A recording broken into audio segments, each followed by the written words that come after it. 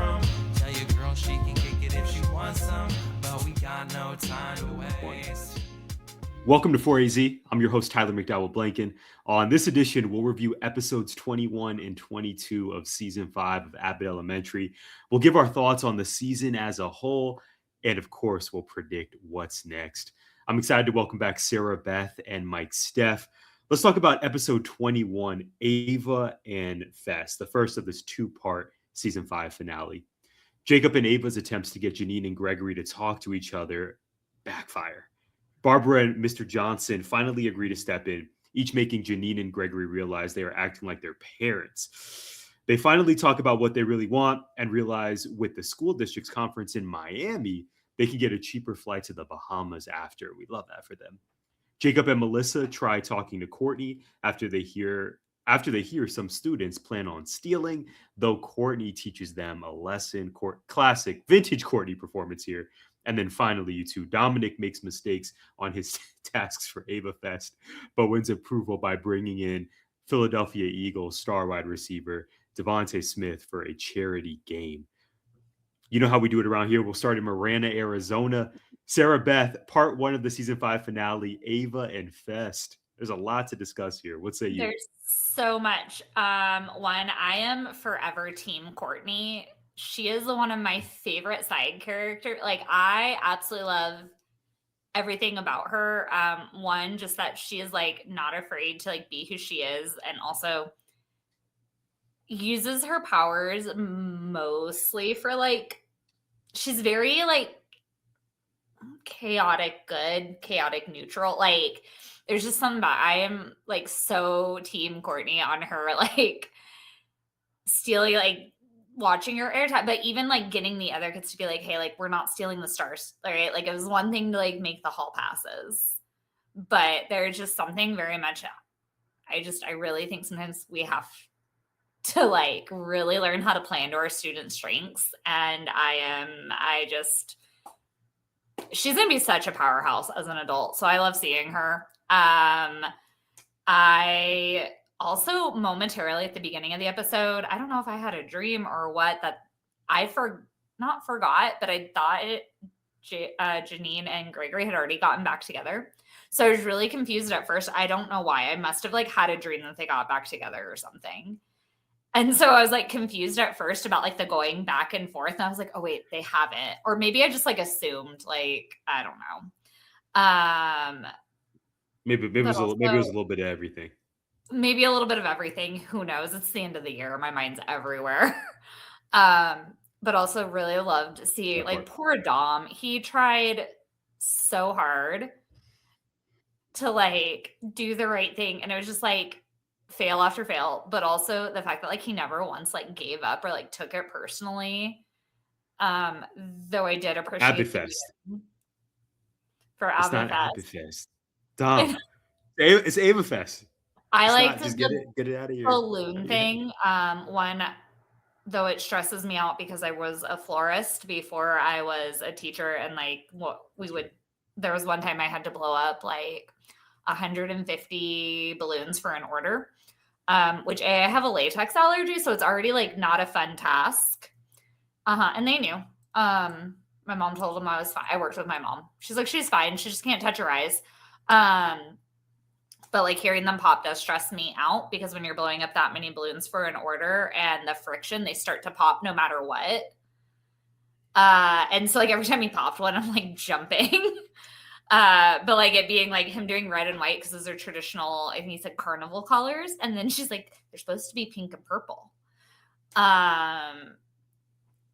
But like just watching him, like really, he tried really hard to step up, and he got there. And so I enjoyed it, like just as kind of like a standalone episode, watching, Gregory and Janine work things out and realize that they are very heavily influenced by their parents' modeling of relationships. I'm watching like Barbara and Barbara and somebody. Let me let me go back to my notes here. Mr. Mr. Johnson, thank Barbara, you. Mr. Johnson, of course. Like I could see them clear as day. I don't. A big winner listen. from the season. We'll talk about that later. Mr. Johnson, yes, okay. Thanks, Mike Steph. Really like step in. I really liked Mr. Johnson's line to Gregory about his dad, where he's like, "And your dad wears like sneakers to the beach," to like just really emphasize, right? Like this is not normal behavior. And so it's really cool to see them like work things out, because that was one of my concerns that I brought up last week, was that like there'd be like some big grand gesture and then that just kind of be it, and we're like left with these like open wounds that never really like healed. So I really like that like there was actually like a step in like actually fixing and figuring out like what was happening and taking accountability. Right. Well, speaking of Mike Steph, let's go to Brooklyn NY. Mike Steph, what did you think of Ava Fest? I didn't like it. I didn't like it at all. And part of it was I'll take blame for some of that, is because I really forgot how episodic TV is. So especially since this episode was combined with Miami, so that's pretty much a 2-part season finale or 2-episode season finale. That means the last 2 episodes, if you co-join them, was actually the penultimate episode, and always the penultimate episode always has the most noteworthy things, and at the very last part is mostly just kind of melancholy until you have the quote unquote cliffhanger to make you want to come back in September or October. But with that being said, so they broke up for an episode and a half. Think about that. They broke up for, all right, and if you want to look at it in real life terms, they broke up for 2.5 weeks. Like it'd be like that sometimes. And it took the OGs, it took Barbara and Mr. Johnson to sit them down and like, because they have the experience in love, they have the experience in marriage and what have you, to really let them know, like, listen, y'all breaking up over this? Like, do you know the amount of things that that people are broken up for less? I mean, well, for more, way more. Like, this is what this y'all not even trying to come to an agreement. But I will say this episode, the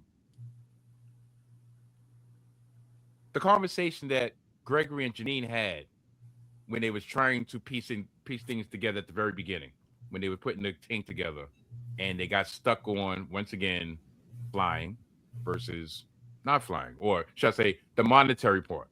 And that was the first time I saw, I'm like, yeah, Gregory's stuck in his ways. Like, you could have had a win. She was trying to give you some type of maneuverability. He just like, yo, I don't feel like, I still don't feel it. It became a money issue, but also became no, I want to do what I want to do. I'm not trying to really compromise. This is what I think I feel right. That's what I want to do. But I would just, like I said, I would just very, I guess in my mind, I wanted this to bleed over into next season. Like, if anything, the cliffhanger should have been, okay, are they going to rectify this? Are they on the road to rectifying this? But it's not, it's not finite. And then we'll find out next season, over the summer, blah, blah, blah, blah, blah, blah, blah, blah, blah, blah. Instead of just putting everything nice in a neat, tidy bow. And then, oh yeah, now we're going to Miami. Oh, guess what? We found the way to compromise. Well, the school is giving us tickets to go to Miami, so therefore we can get cheap tickets to go to Bahamas. Wait, are y'all living in Bahamas? How much is it going to be expensive to come from the Bahamas all the way back to Philly? Are you getting one-way tickets? like I know I shouldn't be thinking about this logically, but it was just like plot holes the size of the Grand Canyon. I'm like, okay, so you saved on one half, but you're still going to pay the same amount. Also, paid to go from Philly to the islands or whatever. Like, duh. Like, I don't disagree there, Mike, because also tickets from Florida to the Bahamas can't be much cheaper than from Philly to the Outer Banks. Like, thank you. I'm I'm like, really? Really? I also would like to know why the Philadelphia Educational Conference is being held in Miami. Right. I had some that threw me off too. right, like I try really hard to like separate like true education, because there's a lot about education Abbott gets right. So I try really hard to like separate like from where it's like a sitcom and funny. And like I remember the conference last year. I didn't remember it being like Philadelphia specific. And I was already struggling with, and again, this is where like I know more about like the procedures around these things than like most educators do, because like I go to board meetings and read the board agendas for fun.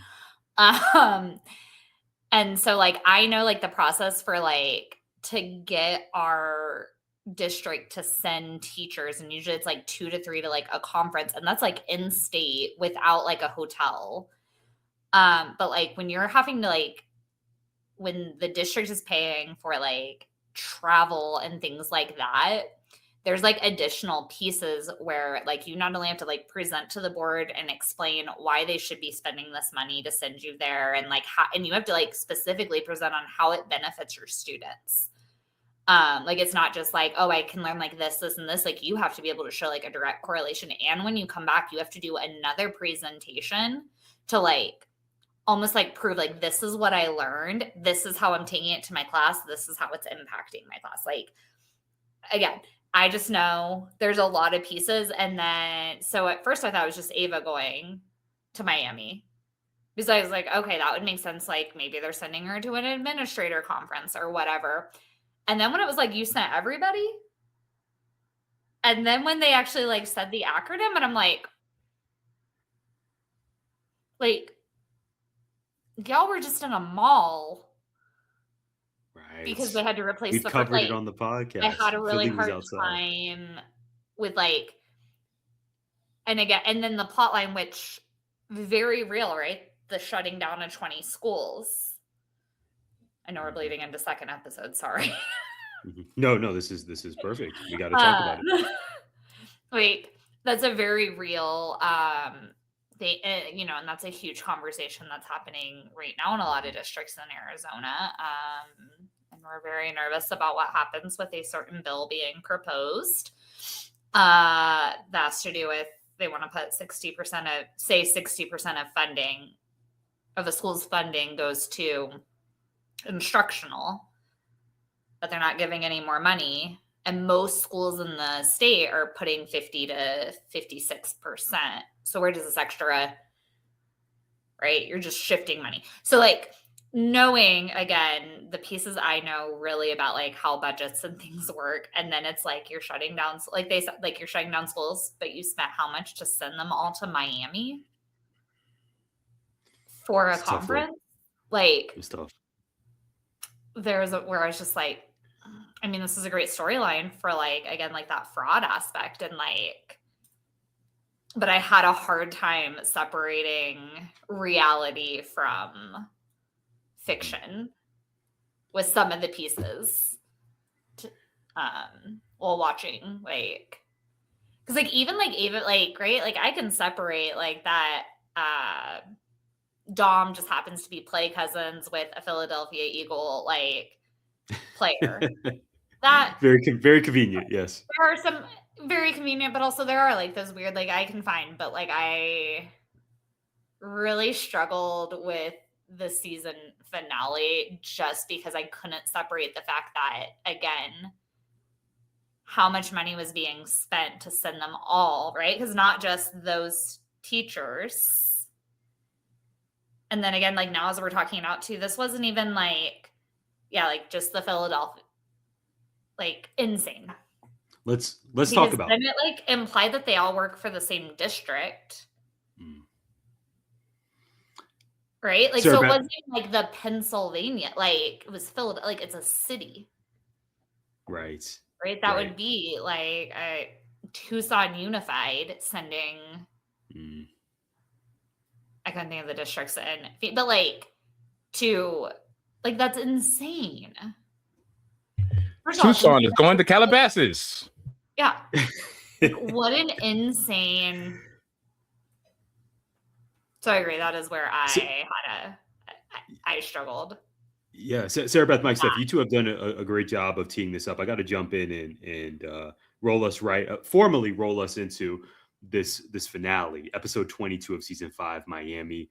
Some background on this one, although Sarah Beth and Mike Steph, my two fantastic co-hosts, have done a great job of describing this episode. Formal introduction. In Miami for the conference, all the various teachers are alarmed that the district plans on shutting down 20 schools, including our beloved Abbott. The teachers panic about what their next career moves could be, but rally everyone that night to have one last party. Gregory tells Oshawn he was getting ready in his life plan to propose to Janine. I believe I had thoughts about that on the last podcast. The next morning, Jacob tries to talk to the new superintendent, but is rebuffed. The district spares Abbott, as Jacob pointed out that they have a new furnace, which means financially Abbott should stay open. You go with your bad self, Jacob Hill. To prepare for the influx of students coming, Ava will need an assistant principal and chooses Gregory Eddy for the role, actualizing his dream. And then finally, Oshawn offers to help him get a discount on a ring. We will talk about this. Meanwhile, at school, Mr. Johnson accidentally washes away the parking spot lines. Mike Steph, we'll go Mike Steph first here formally and then kick it back to Sarah Beth. Mike Steph, Miami. We did not get any Will Smith music, so I was wrong about that prediction. But I was right about other predictions. The official season 5 finale. How did it land for you? I like this episode better than Ava Fest, Ava In Fest, Ava Plus Fest, whatever you want to call it. The very beginning, the cold open, and I know they played for a joke, and haha, Mr. Johnson's not a teacher, so therefore he can't go on this trip that the district paid for and everything. But the total disregard for literally yeah, you ain't a teacher. Bye. I'm like, this is, like I said, I told Tyler beforehand, I'm probably gonna have a lot of opinions that are unpopular, to be honest. But this is part of what irritates me about the main 7, the circle, and anybody outside the circle. Now they're even doing it to their own. So was it really a mistake that he washed the parking lines away, or was that a subconscious way of, you know what, I'm gonna get them back?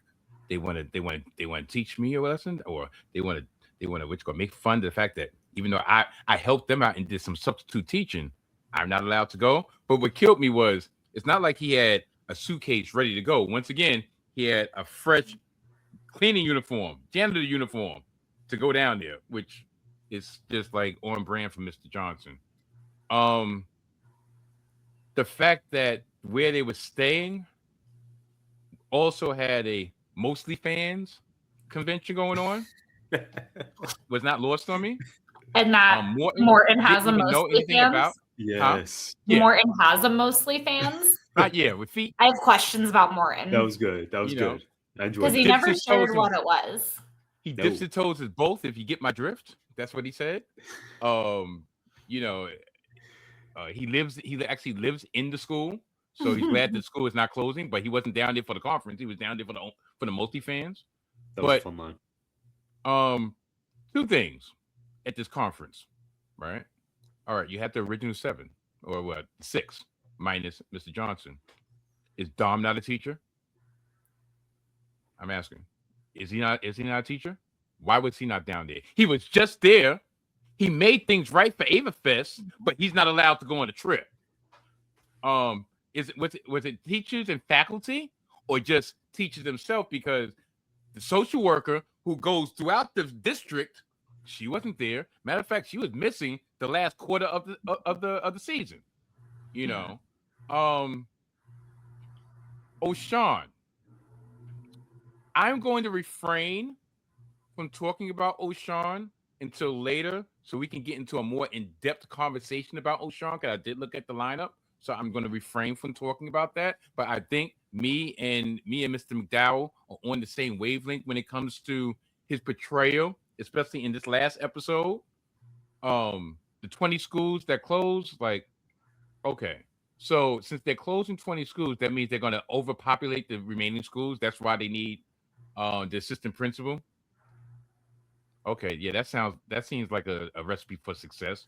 But my one take out of this when it came to the conference with the district, feel free to bleep this out. The district dude is an a-hole. I'll censor myself because remember when they was going down the list and he's like, oh, he's going to do it. He's doing it in alphabetical order. And then he says, Abbott Elementary. Oh, it seemed like I was doing it in alphabetical order. Do you want me to go in order and do it again? People just got noticed that they're losing their jobs. And you take this as a joke. So when Melissa was trying to rile the crowd out and trying to say, yeah, we're going to burn this mother effer down, she was really trying to stand on business. We know Melissa don't play. That's why you two love her. The fact that girl. Yeah. The district dude, I don't know his name, and nor do I care. District dude is actually a better name. I'm not even going to look up what his name is. District dude is him actually stepping over to sit in to get into the car was crazy. Because I'm like, really? Wow, that literally shows his disregard for the teachers, the faculty members, any of the decisions that he just made that he was in charge of or had to announce. Drunk Gregory and Janine, I'm not gonna lie, they kind of cringe. And I really actually hate that saying, but I do not like drunk Gregory or Janine. In this episode, Night Out, that's one thing. This episode where everybody was just slurring just because they're slurring and talking gibberish, maybe because my personal situation just irritates the hell out of me. So I really didn't find that humorous. And last but not least, once again, my dislike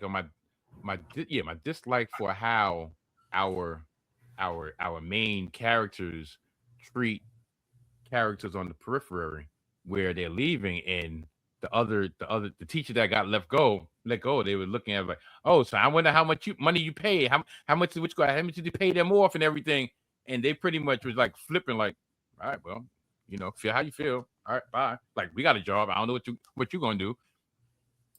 Once again, like, I understand it's supposed to be played for comedic effect, but if you're trying to imply or trying to pull at the heartstrings of these are some of the issues that a lot of inner city schools are going through, and yeah, I know it's a comedy first and a sitcom first, but like, really, like, if I was Melissa's sister, I would not begrudge her for feeling the way she felt, because they had got together. Then when she realized, oh, both of them, she got a job and I don't got my job. All right, so yeah, I did feel like these two episodes, especially after the two episodes prior to this with Trip and Night Out, I think they took a step back, because we were saying, oh, this is the Abbott, is which goes getting back on track. This is the Abbott we grew in love and everything, and this was more. It seemed like they were just like, listen, we got two last episodes. We teased you with the breakup. All right, we fixed the breakup.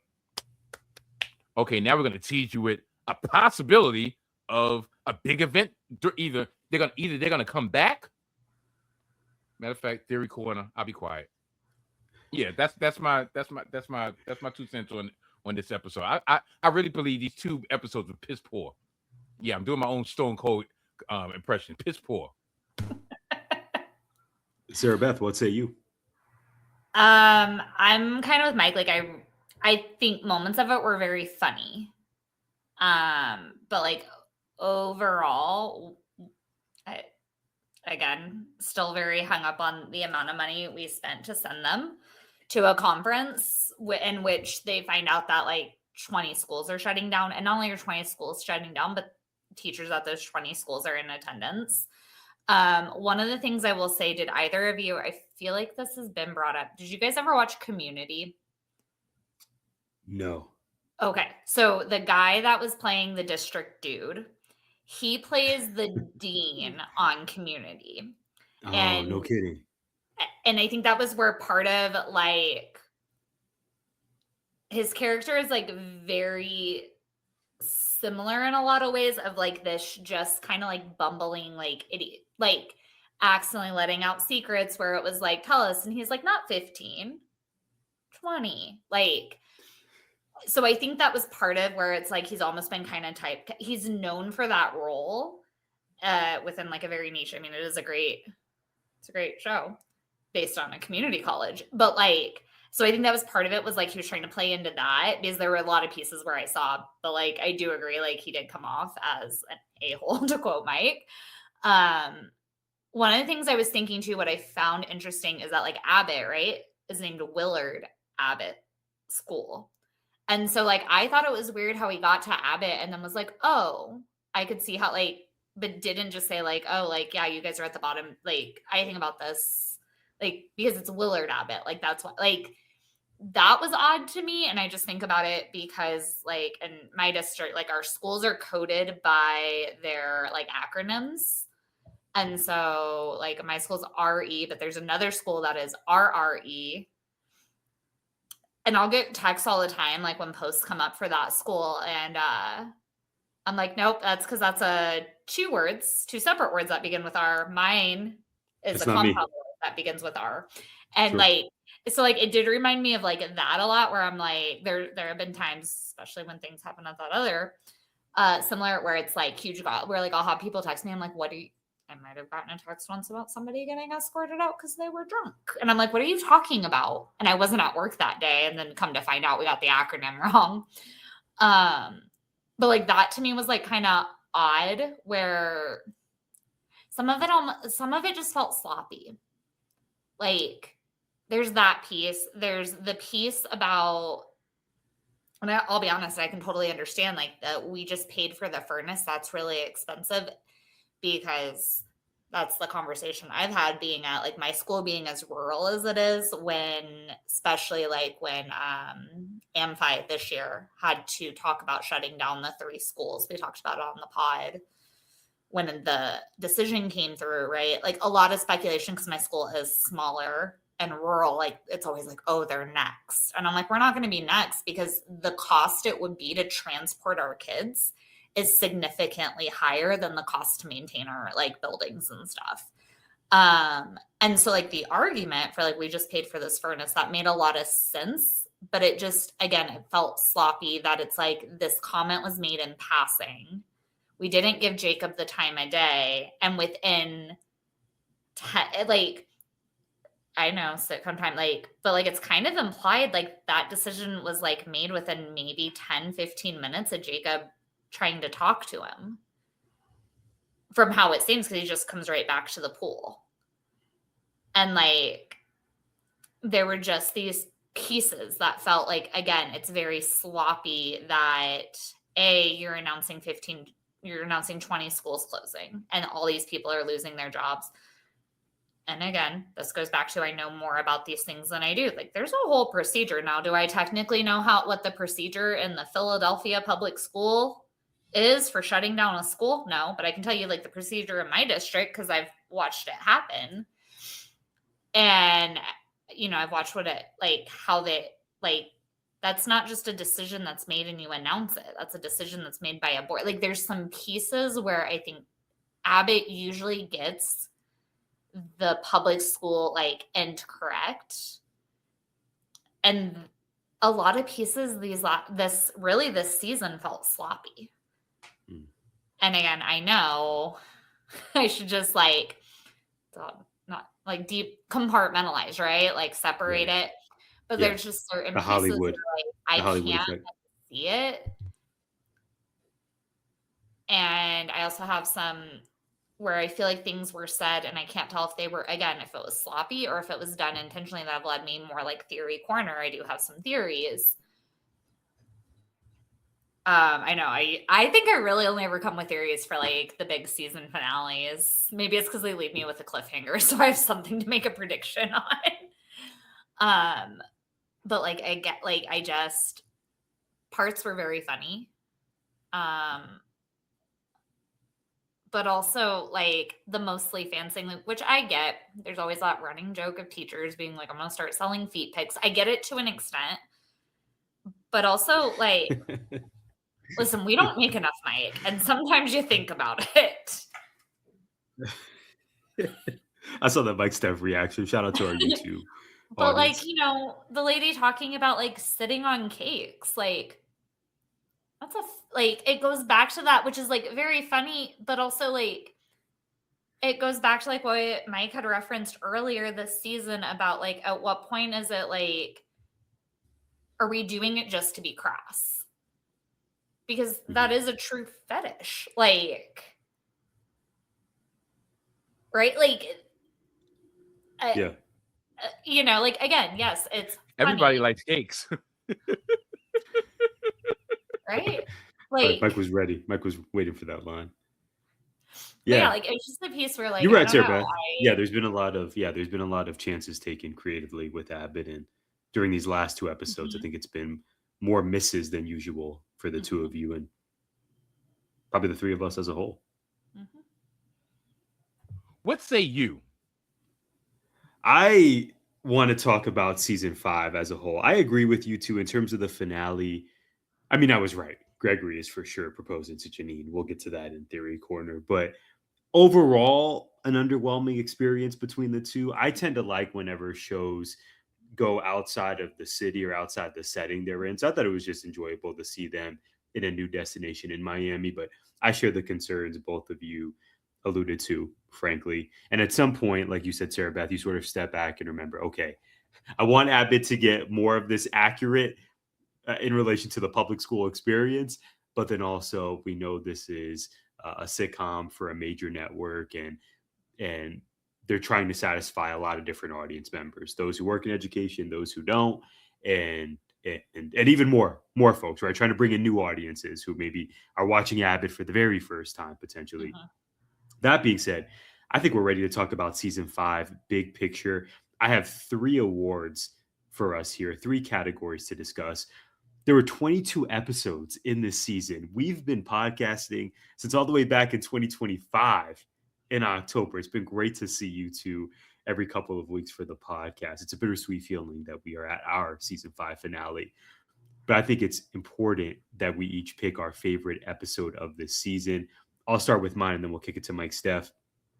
Looking back at these 22 episodes, this was a fairly easy decision for me, and it came down to 2. I shared on the last podcast how much I enjoyed episode 20, Night Out. But if we can take it all the way back to, was this episode 3? This is back on October 15th. Ball game, when the Abbott crew attended the Philadelphia Phillies game. I love these two for very different reasons.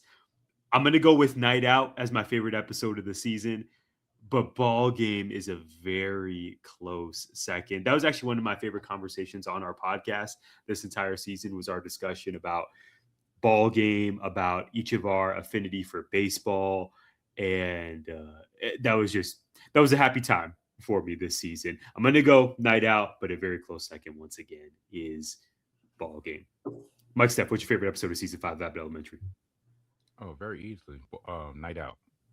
Is first of all, it's the most recent, so that's actually which was more recent, so it's more in my head. So, but at the same time, I can probably look back at that because we saw a different side of 2 of our main characters that we rarely, if ever, saw, and I think that's what was really the comedic gold in that.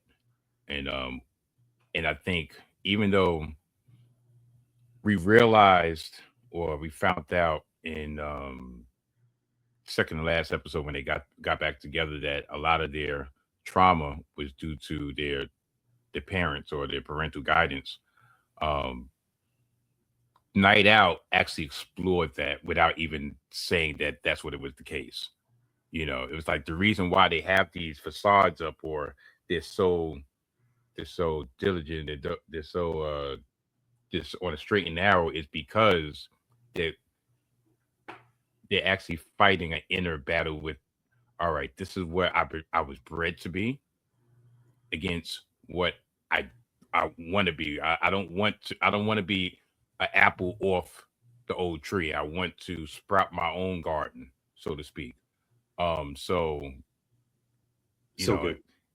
in a deep sense, I really didn't mean to get that deep, but at the same time, it is what it is. So I'll pat myself on the shoulder for that. But yeah, but also it was just hilarious. Like I said, seeing Gregory Eddie to this day, and every time that song comes, it's not on my playlist, but every time that song, this is why I'm hot. I'm going to think of Gregory Eddie. I'm not going to think of You're gonna think of Mims. I'm not Gregory going to Eddie. think of year 2007. I'm going to think of Gregory Eddie saying, "Run that back." So yeah, that's my favorite episode. And let's not forget before we hear from Sarah Beth on this one, Janine coming for Ava. I mean, that has been years in the making. What a cathartic, euphoric experience that was. Sarah Beth, is it No, unanimous? It they is always. I'm unanimous. Night sorry. Out is one. The way in which like I laughed out loud so many times during Night Out, especially like again watching him crawl around the pole and be like, you can't like. Gregory Eddie was on one. Also like the relatability of like most people, never me, right? Like I always make such good choices, but like we've all been, we're not proud of the person we were the night before.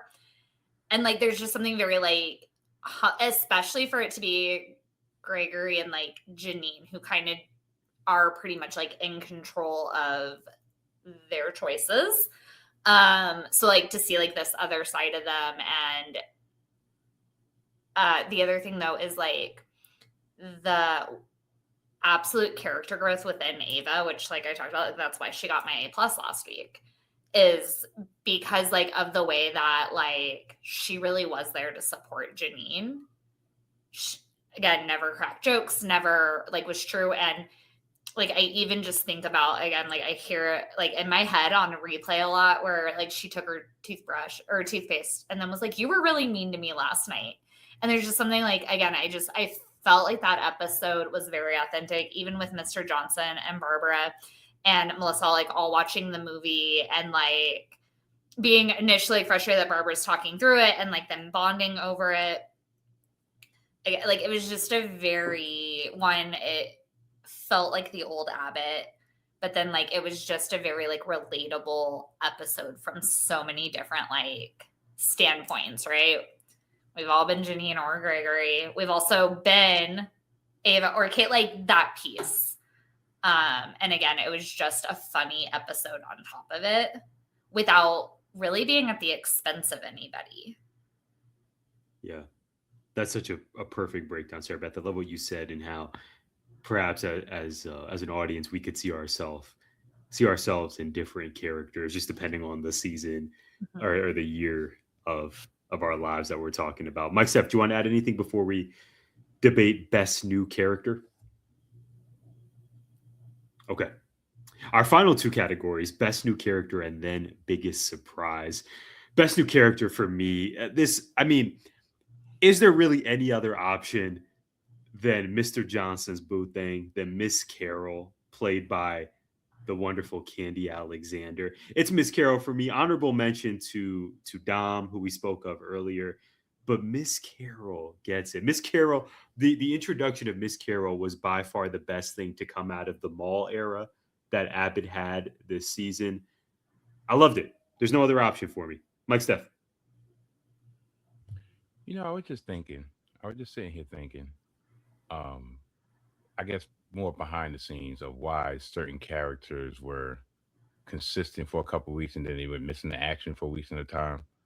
Um, because they have other projects, like we mentioned with O'Shawn having a movie that's about to come out or whatever on Netflix or whatever. Jacob, he was involved in the HBO series on DTF St. Louis.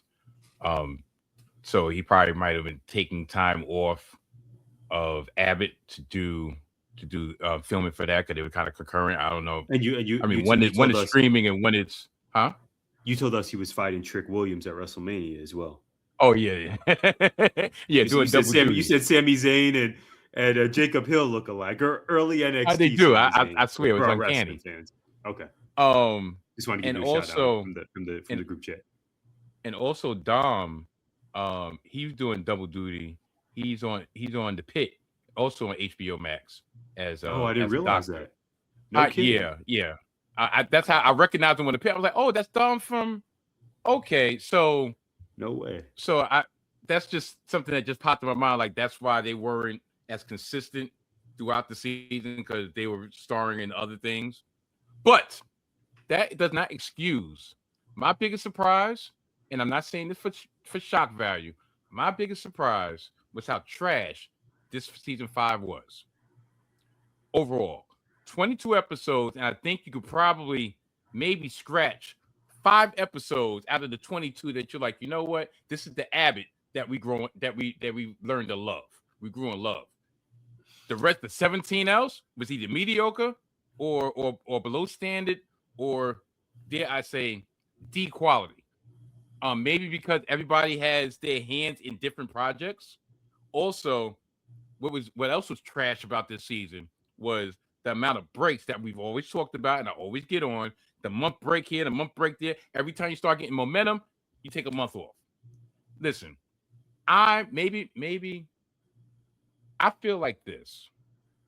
It would be different if this was back in the days of, okay, destination TV.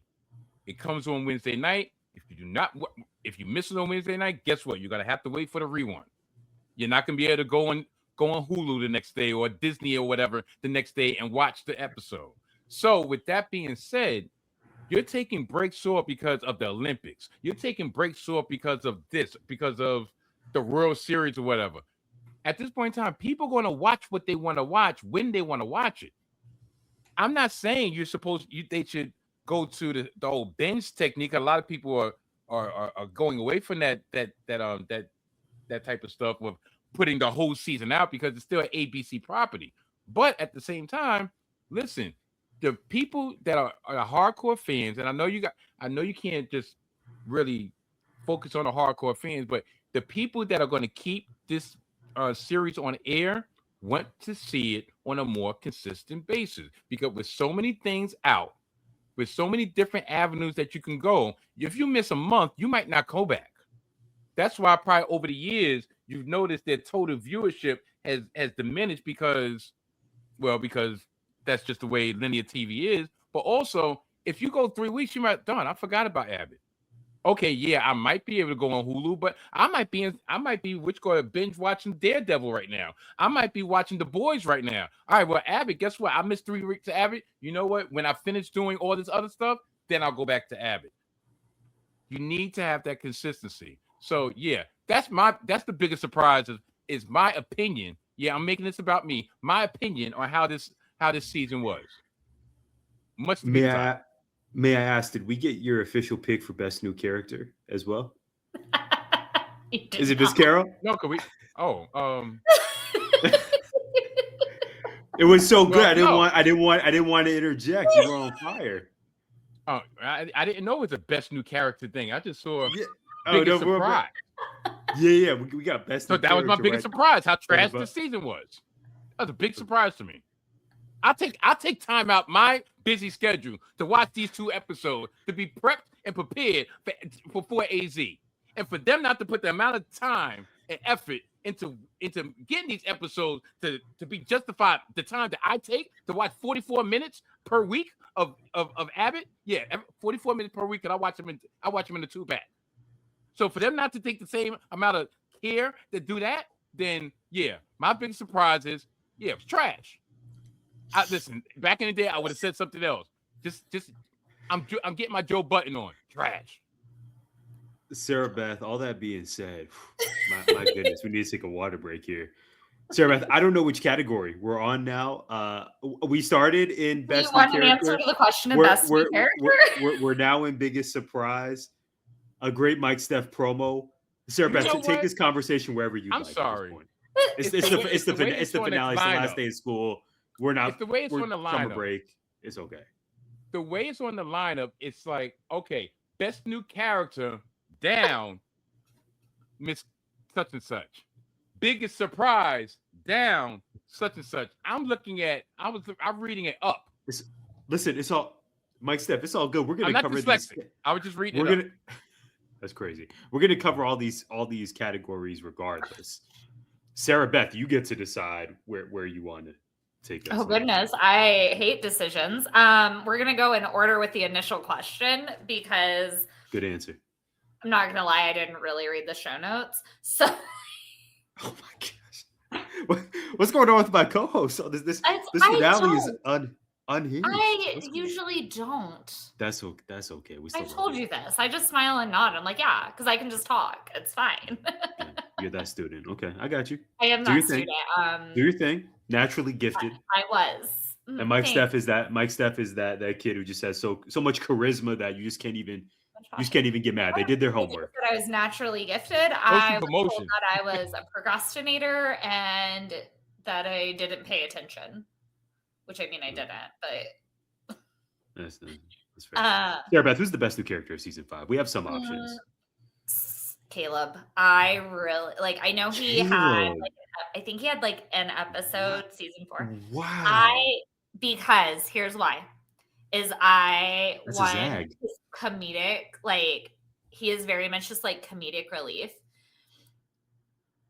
But being the polar opposite of Jacob, I have lots of questions about what their parents are like, given how opposite they are. But also there's something about Caleb of just his heart is so in the right place. He just does not know how to execute any of it. And I also and maybe it's because my girl Shamenti loves Caleb and that's where, but I also love her affinity for Caleb. He can do no wrong. And it's her son. And there's just something about his addition that I really enjoy. I really like Dom's character and I love seeing him really learn to advocate for himself as a teacher. And I like Miss Carol, but we really haven't gotten much with her. Just the two very short episodes where I feel we've gotten to know Caleb a little bit more. And again, just seeing this polar opposite of Jacob. That I really do enjoy his addition. Wow. I did not expect that, but I'm here for it. It's good to have variety. Mike Steph. Okay, here's what we're gonna do. Best new character for you, and then we'll go back to Sarah Beth for biggest surprise. Who you got, Mike Steph? I don't really have a best new character, to be honest. We waited for that. That's it. What I will say, and this would be a perfect segue into the next one. The best new character made its debut on the season finale. This imposter of O'Shawn, because the O'Shawn that I saw on this last episode bear no resemblance of the O'Shawn that we've grown to love and question over his duration. I don't know who this O'Shawn was. So yeah, that's my best new character, O'Shawn. Because this person, first of all, to me, he was almost, with the beard and everything, he looks like a light-skinned Montez Ford. If you know, you know. But also, this is a record number of wrestling references on the podcast. I'm here for it. That's the wavelength I'm on this week. I'm sorry. But also, him being so timid. I wouldn't say timid, but he didn't really give any type of feedback or pushback on Ava. I understand Ava's heart was in the right place.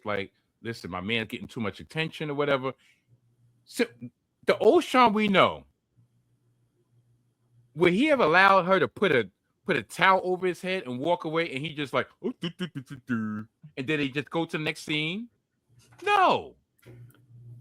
Would he allow her to dress him up to make sure he was unattractive? No. He would have been like, babe, we together? You need to have enough, you need to have enough confidence and faith and in me to know that I ain't doing no wrong. If anything, I'm the prize. Not saying that you're not surprised, but being the fact that we're walking, and if I'm getting all this attention, that's something that reflects well on you. But that means you have something that other females admire, to put it mildly.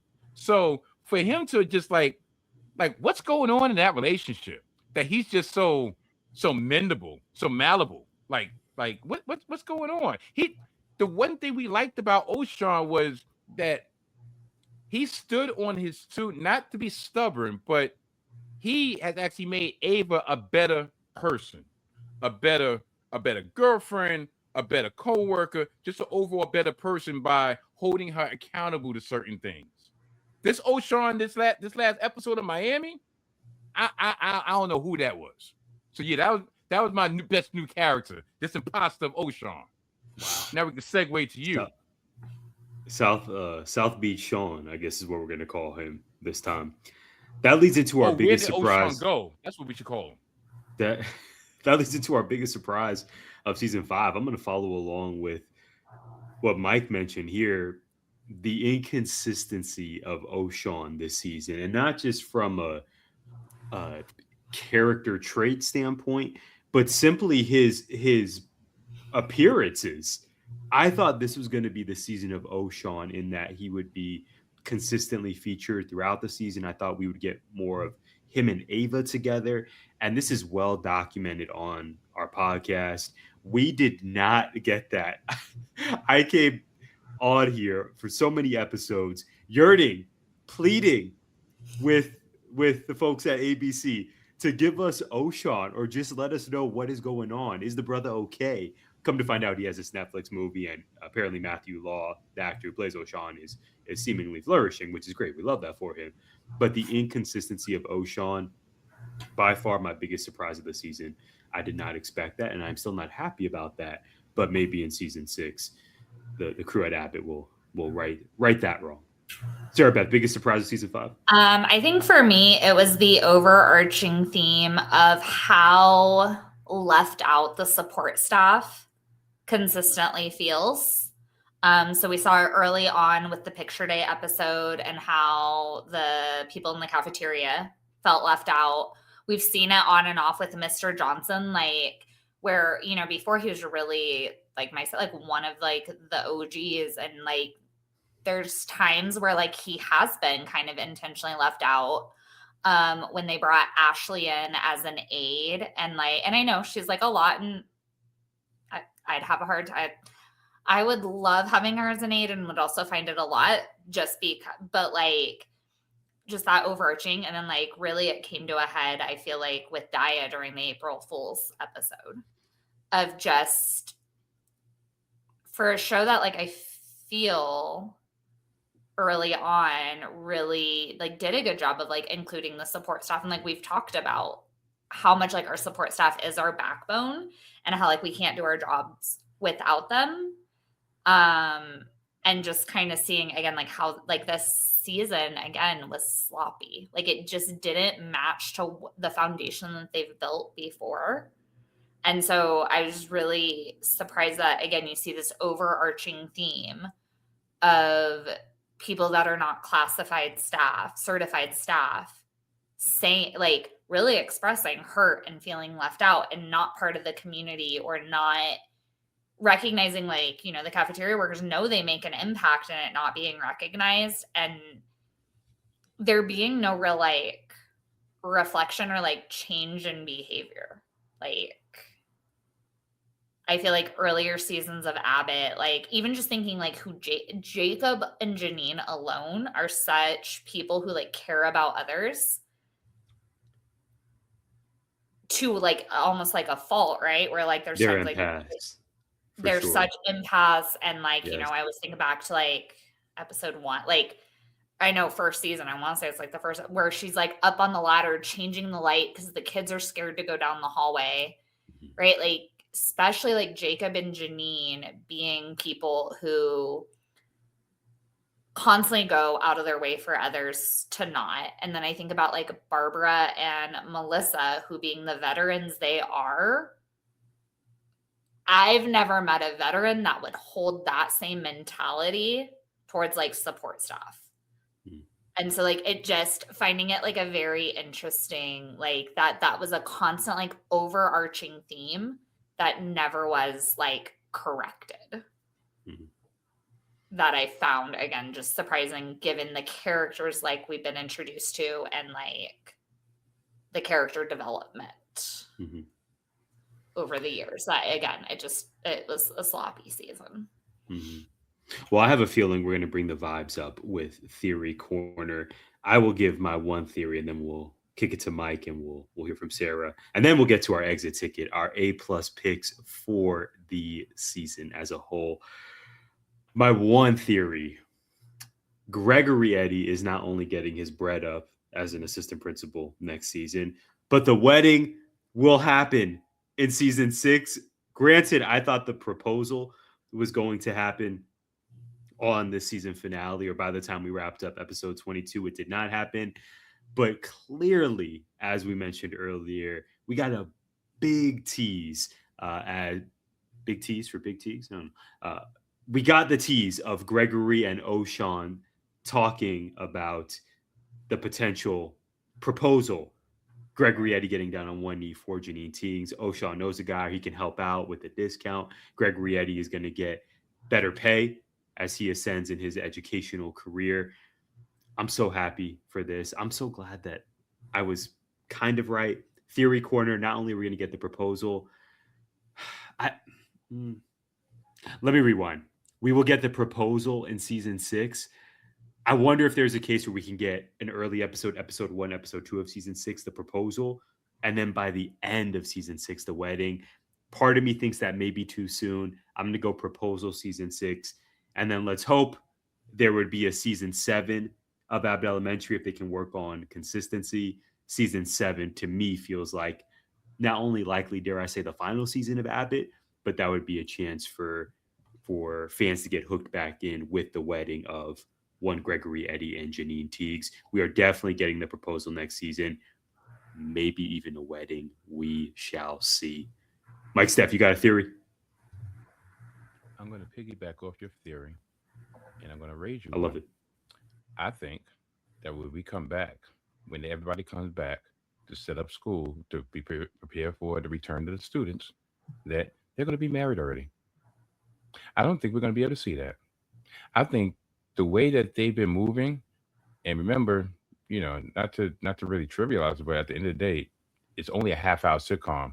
They're not spending a half hour on a wedding. So I think they're going to fast forward through that. And that was to let you know what was going to go on during the summer.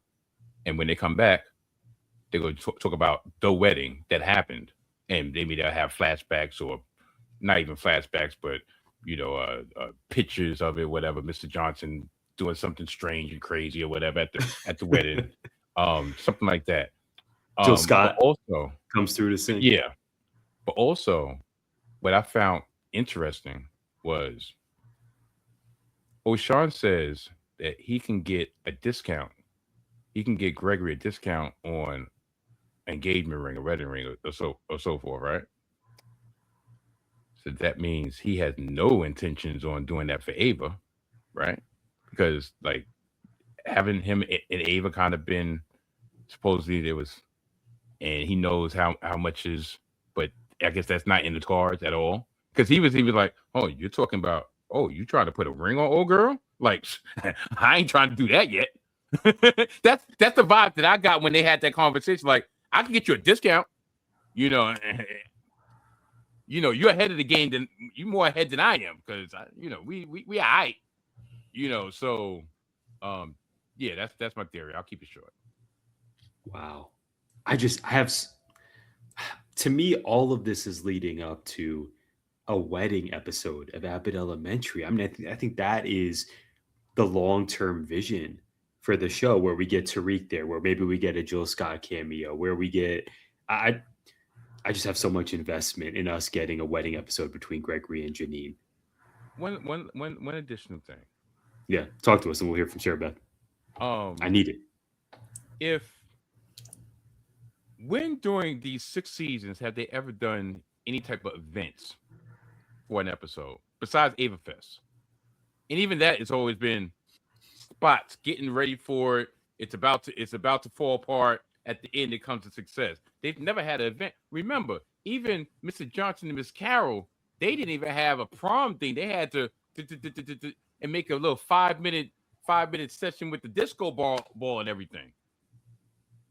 The way things are progressing, I don't think they're going to invest a whole episode into unless it's a series finale. Unless it's a series finale where they'll do an hour episode. Yes, that's my theory. Yeah, that's talking it out with you both. That's my theory. Yes. Abbott ends with the wedding. Maybe season 6. I could see that being like similar to The Office, where they finally at the pretty much toward the end. That's how I see it. Yes. Pam and Jim, they end up getting married. Yeah. But I just, but still, even though it's similar, it's different. I just don't see them doing it. Unless it's the hour episode. That's it. Sarah Beth, you have theories, plural. Talk to us. Yeah, they're all kind of related. So I'm not confident that Gregory has the job. Because again, right, like if we think again how sloppy things have been done. If you go back to just before he was never offered the job. The superintendent never offered the job. And right before, because he said, we are going to have to cut positions at Abbott to make the pay for an assistant principal to handle the workload. So one, people are getting cut from Abbott. And I think that some of the storyline is going to be class sizes exploding because it wasn't like we're going to have to bring in all these new people or anything. But he was saying we're cutting positions to pay for an assistant principal. And that's when then Ava's like, oh, my friend needs a job. And then they'd made a comment about Gregory being the interim. And he said, okay, that sounds good. He never said this is the job. For all we know, he was agreeing to cut Eddie's position. There's just something about that. Again, it felt sloppy and didn't sit right. I think Jacob might be leaving for a district position. Because that came up where they said we need people like you at the district, and when Chimenti got very sentimental. But there was something about it it didn't sit. And again, it goes back to just how sloppy things were and how sloppy things were done by the district. And again, he never said the assistant principal job is yours. You were the assistant principal. He just kind of agreed to it. And if we think back to how they announced 20 schools closing, it just didn't sit right with me that I am not confident based on how this episode went and how sloppy this episode and season were that and if not, who is losing their jobs? I feel there's this bigger storyline of or are we going to be cutting people to bring people over because of seniority status, things like that. These are all factors. Yeah. So those pieces is as much as I hate to say it, but it was just a weird, how it sat. Mm-hmm. And it sat too good, given that, again, how quick we went from shutting 20 schools down to Abbott being saved. They very well could have led into the new season with a fight from the community to not shut Abbott down. It cleaned up too nicely that I am very cautious, and maybe it's the realist borderlining on the side of pessimist in me that maybe so. That's okay. That episode really, the conflict cleaned up way too nicely and way too quickly for me to be 100% confident that it's just working out. And again, as much as I would love it for it to work out that, he got his dream job and he's going to propose, they got over the breakup very quickly. and now we've got our dream job, and now we're gonna get engaged. Like, something about it again just doesn't sit right. Wow. Or we're just getting like Abbott writers are just kind of being lazy and like not really. It like I don't know it like it's season 6 like the fine like we're trying to wrap everything up. I don't know. Something just doesn't sit right. Well, on the note of wrapping things up, we have reached I know how our excited you final. are, and I'm, this isn't just I'm because I excited. I'm really hate hopeful. being wrong. Valid concerns. Speaking of wrapping things up, we have reached our final segment, the last exit ticket of season 5. And not only is this just A plus picks, but this is A plus picks for the entire season, not just the 2-pack of Ava and Fest along with Miami. We'll go to Brooklyn, we'll go to Marana, and then I'll close. Mike Steph, who is earning your A plus for Abbott season 5? That's very difficult. I want to say it's a tie between Janine and Jacob. Um, Jacob, I guess, in my mind, would be like the last quarter MVP. Like, because break it up into quarters, like school, like a school year. That last quarter, he really stepped up strong and he was more consistent and more out front in the storylines. But throughout the year, I guess it would be Janine because there's been a lot of growth. She came to a realization with her mom. Uh, Her and Gregory took it to the next level. They moved in. They had a conflict. Okay, they had a conflict, broke up, got back together. Um, she grew as a teacher. She grew as someone that can actually uh, give the newer faculty, the newer teachers, or whatever advice. I believe was it Dom that she helped out when he first came. I believe. So I won't say by default, but she's been the most consistent character throughout the season for all the reasons why you would want to give someone an A plus. So I will go with Janine. Sarah Beth? My A plus goes to Ava. I think that we have seen so much character growth from like especially early season Ava to who she is now. But like last couple episodes, she was really there for Janine through the breakup. There's been a lot of ways, even like recognizing like Dom and like how he right, like he didn't do things her way, and like she said, like that's as much of a like thank you, whatever you're gonna get for me.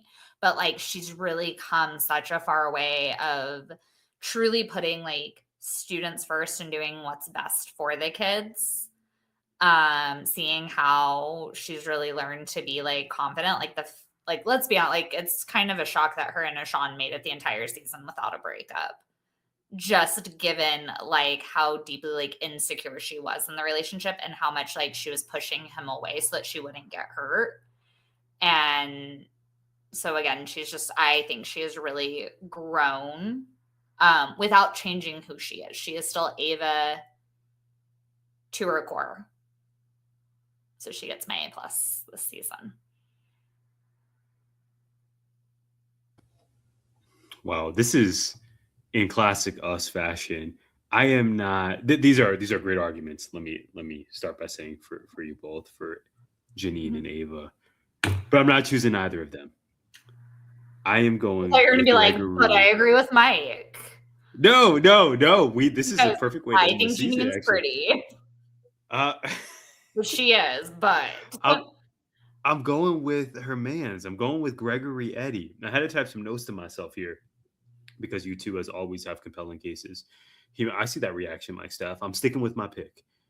Gregory moved out of the studio apartment to move in with Janine, as was highlighted already. He seems, regardless of what Sarah Beth may think, respectfully, Gregory Eddie seems poised to secure his dream job of becoming admin. That's how we first met Gregory Eddy. He didn't want to be a teacher. He wanted to be a principal. And now we have a tangible reason to be hopeful that this may come true in season 6, at least starting as an assistant principal. We know how this goes. I believe the proposal is imminent. We spoke about that earlier.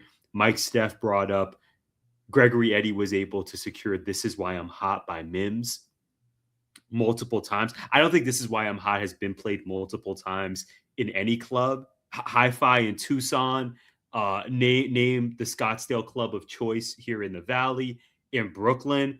I don't think This Is Why I'm Hot has been played 2 or 3 times consecutively since probably 07 or 08. Gregory Eddy made that happen. For all these reasons, I think Gregory Eddy is deserving of season 5's A+. It wasn't always pretty either. That's the thing, is he had a comeback. There were episodes where I said, man, Gregory Eddy he's really slipping here. This was not a great week for my man. But by the end of the season, we have a lot to look forward to with Mr. Eddy. He's my pick. Let me ask you a question. In fact, I'm going to bring this to both of y'all because y'all are teachers.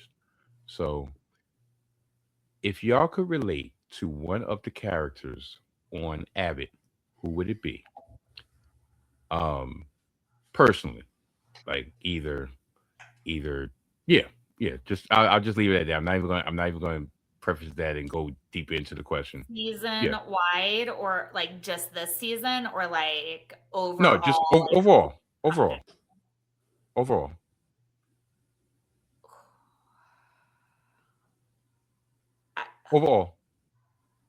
Overall, like to pick what, like, Tyler, One. do you have yours? I do. I sure do. So, because like I have, but like I need a minute to like narrow it That's totally fair. down. It's a great question, Mike.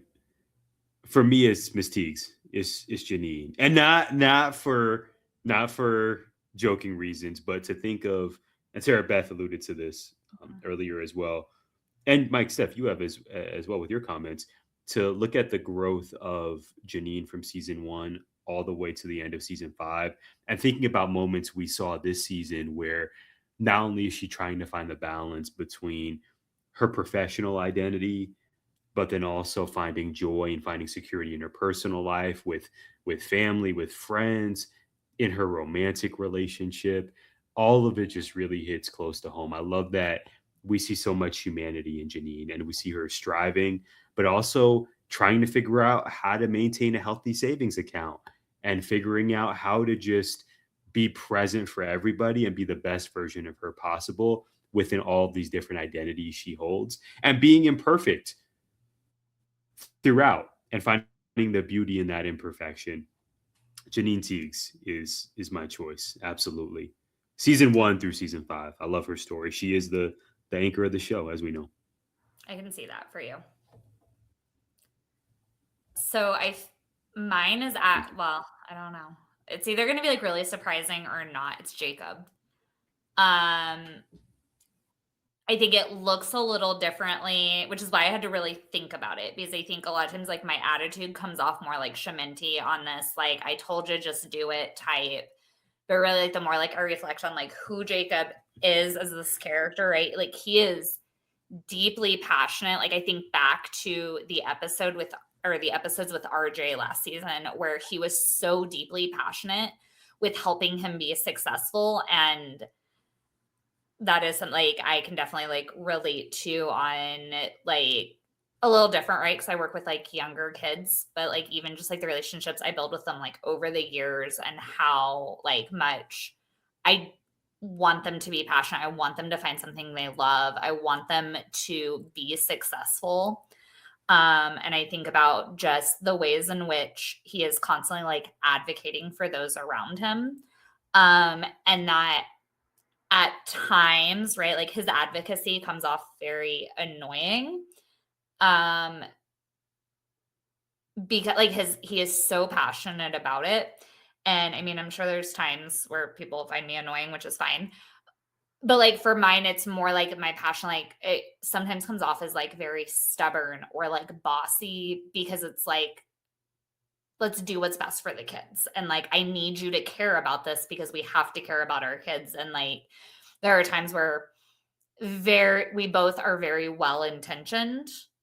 But because like of our passion, it's hard to like step back and realize either A, not everyone is as passionate and cares about these things. Like, again, he became the representative for whatever, right?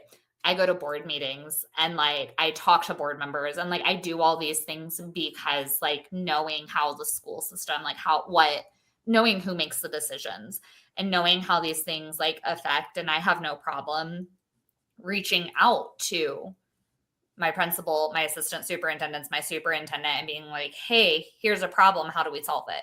And so like, there's this piece. And so I think mine looks a little different in that, like, I feel like Jacob gets very passionate about all things, right? Like anything he reads a news article on or listens to like an NPR, like that's his cause of the week sometimes. But at the heart of it, it's what's best for my kids at Abbott. And so I think Jacob is the one that in a lot of ways is who I would be the most like. Wow. This was great. What a bittersweet moment. Season 5 is in the books for Abbott Elementary, as is our recap series.